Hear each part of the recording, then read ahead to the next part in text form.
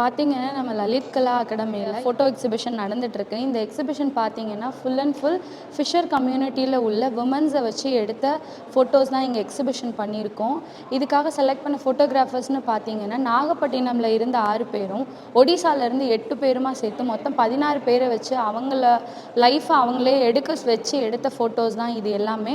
அவங்க கையில் கேமரா கொடுத்து, அவங்களுக்கு அதை கற்றுக் கொடுத்து, அவங்களுக்கு அதை எப்படி யூஸ் பண்ணணும், எப்படி ஃபோட்டோஸ் எடுக்கணும், ஒன்று வந்து பழனிக்குமார் அண்ணா இங்கேருந்து போய் அவங்களுக்கு டீச் பண்ணாங்க. ஸோ டீச் பண்ணி கேமரா கொடுத்துட்டு வந்த பிறகு அவங்க சைடில் உள்ள ஃபோட்டோஸ்லாம் போய் அவங்கள சுற்றி உள்ள பகுதிகளெல்லாம் பார்த்து ஃபோட்டோஸ் எடுத்து இங்கே செலக்ட் பண்ணி நாங்கள் எக்ஸிபிஷனாக வச்சுருக்கோம்.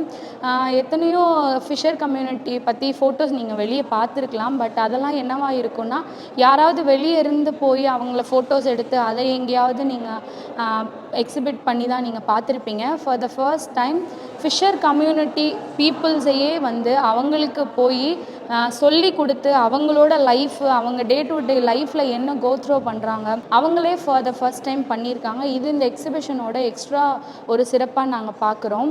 அண்டு இதில் பார்த்திங்கன்னா நிறைய ஃபோட்டோஸ் வந்துட்டு ஃபுல் அண்ட் ஃபுல் அவங்கள பற்றினது மட்டும்தான் இருக்கும். இதில் எந்த எக்ஸ்ட்ரா க்ளோரிஃபிகேஷனோ இல்லை எக்ஸ்ட்ரா திங்ஸ் எதுவுமே இருக்காது. இதுதான் அவங்க டெய்லி லைஃப்.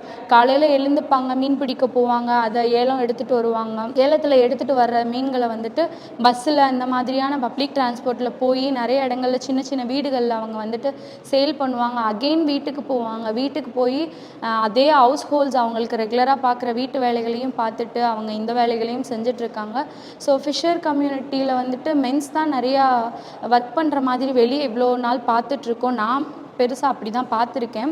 இப்போ தான் வந்துட்டு உமன்ஸோட பார்ட் இதில் எவ்வளோ பெருசாக இருக்குது, உமன்ஸ் வந்துட்டு இதில் எவ்வளோ பண்ணுறாங்க அப்படின்றது வந்துட்டு தெரிஞ்சுக்கிட்டோம். நிறைய கைண்ட் ஆஃப் ஃபிஷ்ஷிங்ஸ் இருக்குது இல்லையா. ஸோ இங்கே பார்த்தீங்கன்னா ஃபர்ஸ்ட் போட்டில் போய் ஃபிஷ்ஷிங் பண்ணுறதுலேருந்து நெட் ஃபிஷ்ஷிங் இருக்குது. அது பிறகு ஷெல்ஸ் கலெக்டிங் எடுத்திருக்காங்க.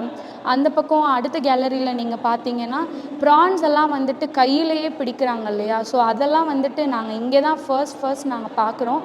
நாகப்பட்டினம் சேர்ந்த ஃபோட்டோகிராஃபர்ஸ் அந்த ஃபோட்டோஸ் எடுத்திருக்காங்க.